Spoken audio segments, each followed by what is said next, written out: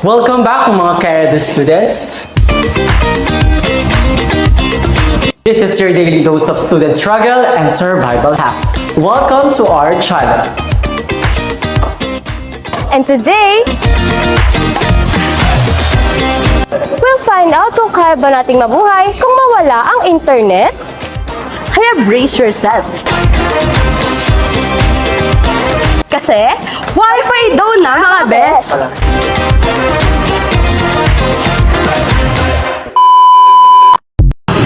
Welcome back mga students! Ngayon ay nandito tayo sa Bulacan State University Bustos Campus para mag-interview ng mga random students kung paano nga ba nakaka-apekto ang pagkawala ng internet sa kanilang pag-aaral. Ngayon ay may prepare kaming mga random questions here na maaari nilang masagot. So ano pang hinihintay natin? Let's go!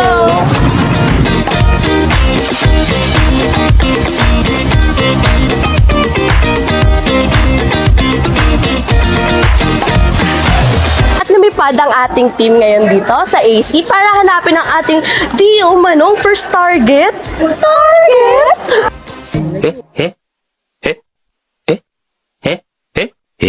Ito po si Kuya. Kuya, pwede po matayan mo. Ang inyong pangalan po. Ang pangalan ko ay Tiendo Tinote. At ano po ang ating course or section po? DSI-IS. Yan. Now, nakita na natin si Kuya. Tanungin na natin siya ng question.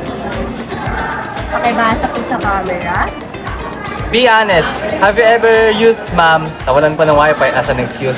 Yan, yung mga excuse na yan sa mga online class. O, wala namang maisagot. O, sige, Kuya, sagot. Siyempre, nagagamit ito wari kapag tinatamad ako kumatid ng klase. Ayun, tapos na-excuse ko na lang yung nawalan ng wifi para may dahilan. Ayan. Ayan. Lahat naman siguro tayo nagagawa na yun, no? Ako man nag-e-excuse ako pag wala na akong maisagot. Ayan, thank you po, Kuya. At ngayon naman, nakahanap pa tayo ng panibagong target. At ito na ang ating class. Let's go.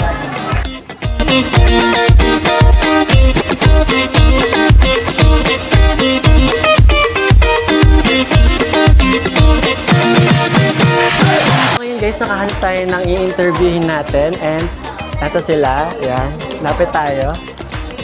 Ayan, so hello po. Ano pong name and course? I'm Adrian S. Bulanagi po, from DSED 1 po.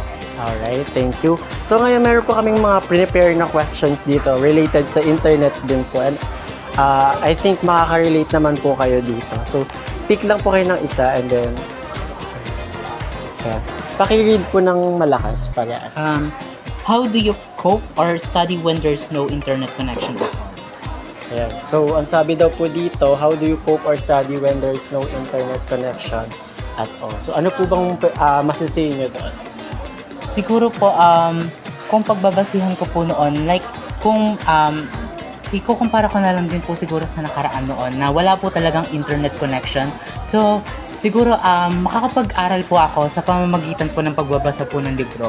Kasi po, kung noon po wala pong internet connection, sa ngayon po, kung wala po talagang internet connection ngayon, bali, dun ko lang po pagbabasihan yung aking pag-aaral. Alright, thank you. It's such a good answer, ano. So tama naman yung sinagot ni Sir, no, na kung hindi nga siya makakapag-cope ng internet sa lahat, pwede tayong makapag-relay sa mga library, sa mga books, yan. Paano tayo makakuha ng sources. And also, nandito si Miss Ma'am. Ayan, so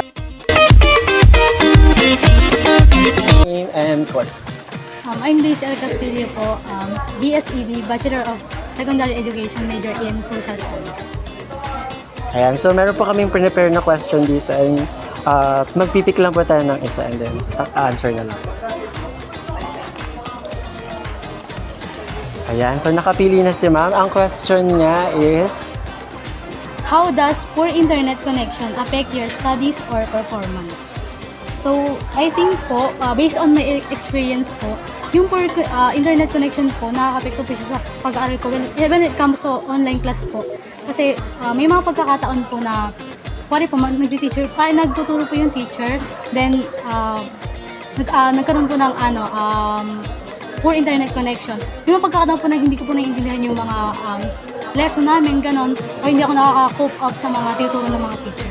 Ayan, thank you Miss Ma'am. At totoo naman talaga na kapag malaki ang nagiging epekto ng internet sa pag-aaral natin, lalo na kapag hindi masyadong, kung maroon nga tayong poor internet sa mga bahay natin or sa school natin, at talagang malaking impact niya doon pagdating sa pag-aaral natin. Ayan, so muli po maraming salamat po sa pag-interview po sa inyo, and I hope po na meron po tayong natutunan.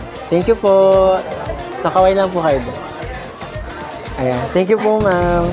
Ayan. Hello! So, tapos na kami mag-interview sa loob ng campus.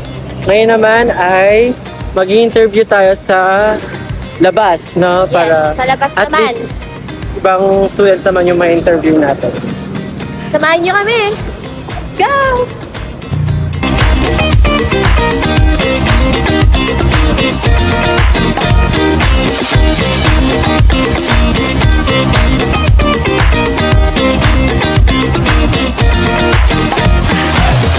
Ayan, may nakita tayo ngayon dito sa simbahan ng Bustos na maaari natin ma-interview. Tara!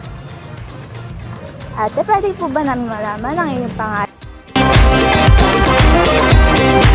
Course. Terilyn Cabardo po from BSED. May prepare po kami dito na ilang katanungan. Maaari po ba kayong pumili po? Ayan, pakibasa po yung tanong. What's the longest time you survive without the internet? So, pakisagot po. Ano po? The longest time I survive without the internet is 5 days during church activity in Tanay. Wala kaming dalang phone, wala lahat dalang cellphone. And lahat ng ginawa namin is about kay Christ, about sa pagsisave niya sa amin, about sa amin, pagkilala namin sa sarili namin, pagkilala namin sa pag-socialize, ganon, at pag-enjoy din. So, ayan. Nag-Bible study po ba ito? Or lang po? Youth activity. Oh, wow. Ayan, si ate po ay nag-youth activity po siya. So, thank you po. So, ayan. Thank you sa na-interview natin kanina. At ngayon ay maghahanap naman tayo na maaari pa natin ma-interview. So, tara!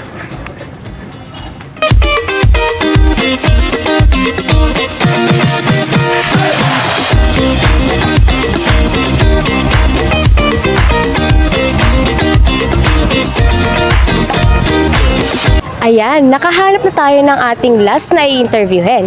Tara, puntahan natin si ate. Hello po, ate. Ano pong pangalan po? Charis Ann po. Pwede po makiupo po. Thank you po. Ano po pangalan po? Charis Ann po. Ano po ang course po natin? BSCPE. Ayan. At meron po kaming inihandang mga ilang questions po dito. Tingnan po natin kung ano po. Sige po, bunod po kayo. Ayan, pakibasa po ate ng malakas. What do you think are the advantages of having internet in education? Ayan, sabi dito sa question ni ate, what do you think are the advantages of having internet in education? Ano po? Mas madali po ma-access yung mga information po. Kunwari po may nakalimutan po kayo dun sa lesson, pwede nyo na po siyang i-search. Apo. Yan. Ayan po. Yan, nakita natin yung sagot ni ate, no? Yan, thank you so much po ate sa pagsagot po sa aming ilang katanungan po. Thank you po. Ngayong natapos na ang ating interview, balikan natin ang ating mga ka-edu students. Ano, tara? Tara! So, hi guys! Welcome back. Andito na naman ang mga ka-edu students. Ayan. So, ngayon natapos na nating ma-interview yung mga random students sa loob ng BSU Bustos Campus at sa labas ng BSU Bustos Campus. At ngayon naman ay i-challenge natin ang ating mga viewers. Ayan, sobrang exciting nito kasi ang challenge namin sa inyo ay tatawagin natin hashtag No Wi-Fi Study Challenge. So ang gagawin nyo lamang ay magsa-study lang tayo ng 30 minutes and sasabihin nyo sa amin kung paano nyo siya nagawa. Ayan. Maaari nyo siyang i-comment down below dito sa video na to. And I hope na marami kayong natutunan sa atin dito sa vlog na to. And see you next vlog. Bye!